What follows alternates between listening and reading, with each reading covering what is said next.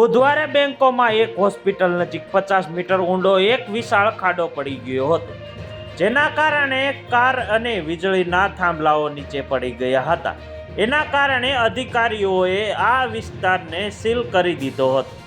થાઈ રાજધાની બેંકોમ Samson road વિસ્તારમાં બનેલી આ ઘટનાના નજીક રેલવે સ્ટેશનના બાંધકામ સાથે જોડાયેલો હોવાનું કહેવાય છે.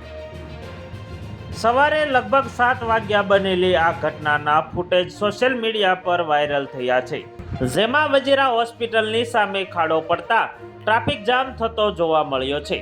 સાઉથ ચાઇનાના મોર્નિંગ પોસ્ટ અનુસાર આ ઘટના બુધવારે વહેલી સવારે બની હતી, જ્યારે બેંકોકની એક હોસ્પિટલની સામે 50 મીટર ઊંડો ખાડો પડી ગયો હતો, જેમાં કાર અને વીજળીના થાંભલા દટાઈ ગયા હતા.